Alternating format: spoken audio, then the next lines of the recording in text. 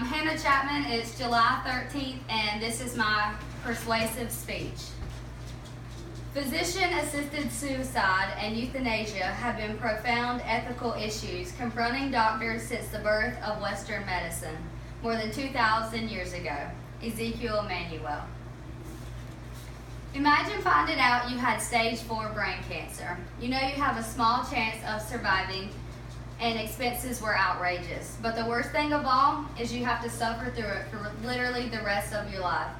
Some may remember back in October where a young woman named Brittany Maynard had planned to die due to being diagnosed with terminal brain cancer. She was from California and had to move to Oregon to take action with the Death with Dignity Act. Brittany chose to end her life through physician-assisted suicide rather than suffering through it for the rest of her life.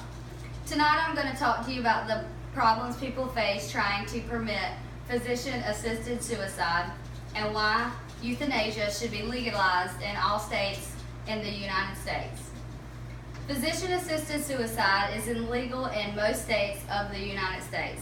Oregon, Washington, and Vermont are currently the only states that have the right to die laws, as well as Switzerland and the Netherlands.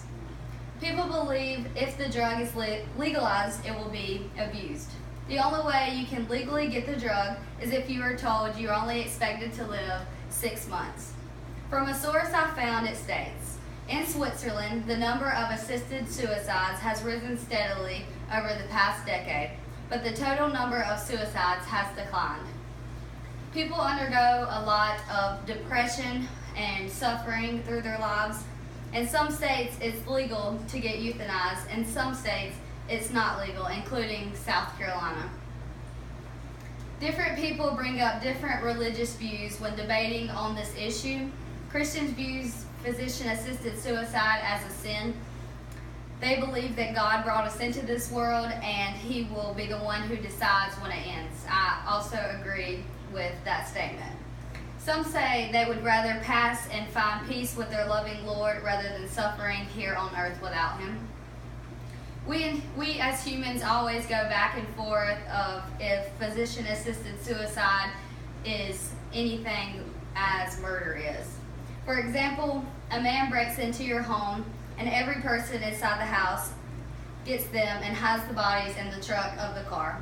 That is murder because the individuals died at the decided time of the killer. The killer had the intent to harm the victims. Physician-assisted suicide is not an act of violence. It is an option for terminally ill patients who have no other choice of living. They are kept alive by breathing machines or other highly dosages of medicine.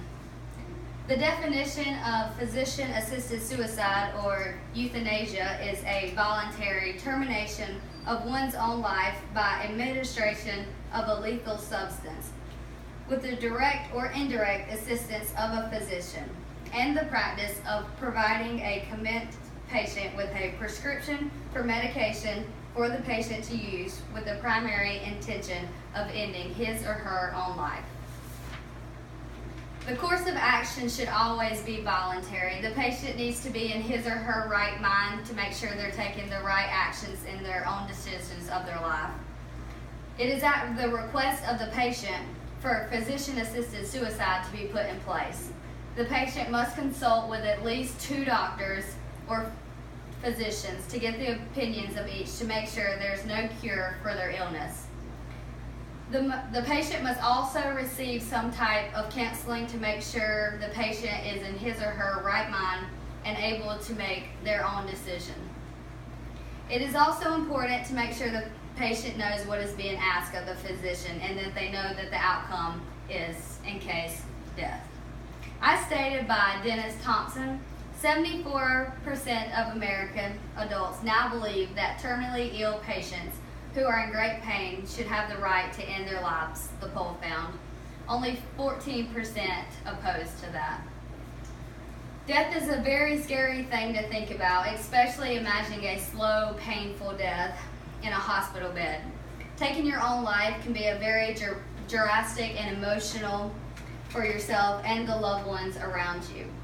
Growing up, I was always told to put others first, but in a situation like being told I had less than 6 months to live, I wouldn't want to have to suffer through the pain or add other worries to people's feelings around me. Sometimes having peace consists loving someone who means the most to you. Physician-assisted suicide shouldn't be looked at as killing someone, but as making his or her life brought to peace and no more pain and suffering. Tonight, I'm going to leave you with a few questions to think about from a source I read. From an article on CNN.com, it states, "If suffering cannot be relived, the question then becomes, what should the state do? Should we all be forced to live on regardless of the quality of life that confronts us, or should legalization be extended to ensure dignity and choice for all?" I've also had some maps up here that shows the states that have legalized physician-assisted suicide in the dark blues, and the lighter ones are the ones that have introduced it in 2015. Physician-assisted suicide is definitely a choice for everyone to think about. Thank you.